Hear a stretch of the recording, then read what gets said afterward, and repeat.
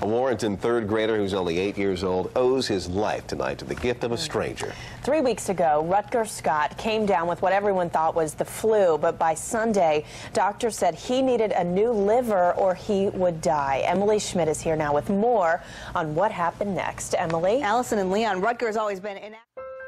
My name is Rutger Scott. On November 11th, 2008, at 9 a.m., a young boy at the age of 8 received a necessary liver transplant. I was that boy. The operation was performed by many surgeons at Georgetown Hospital in Washington, D.C. It was a dire case, one that took place ahead over 10,000 waiting patients. I needed that liver that night, or I would have surely faced the hand of death.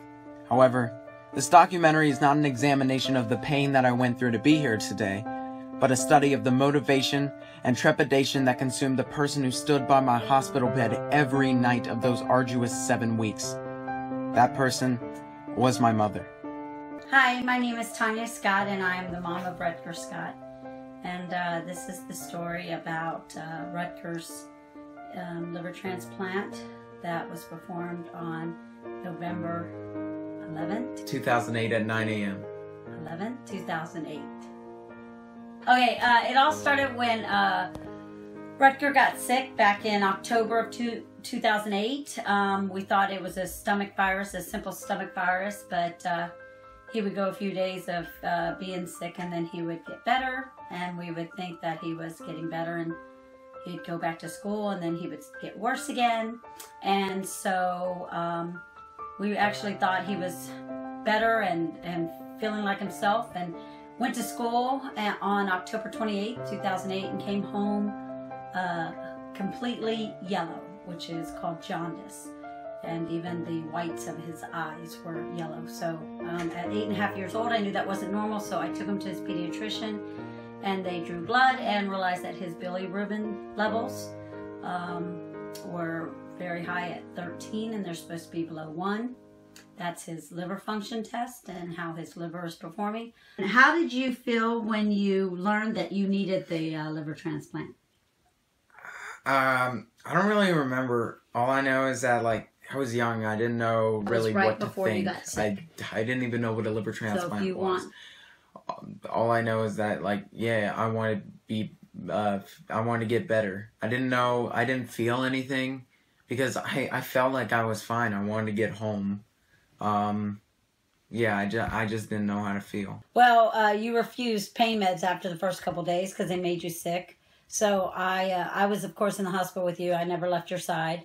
So I would have to massage your feet and your legs for hours at a time. That was the only thing that would make you feel better. And you had issues where your IV lines got infected.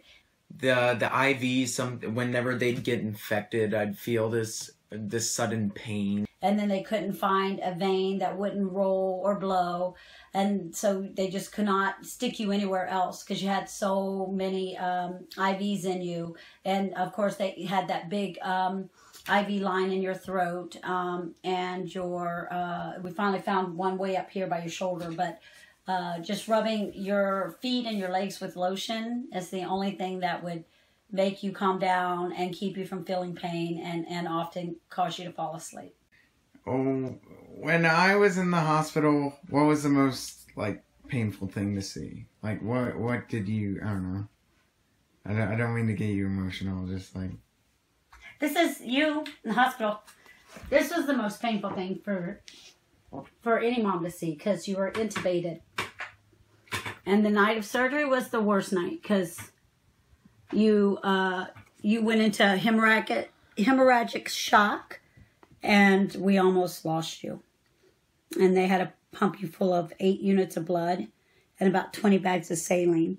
And I also felt like they didn't have an answer for everything, which I was really scared. But thankfully, my mom was there, and she would rub my feet to help me through the pain, and that was pretty cool. What are some of the other things that your mom did during this time to help you get through this?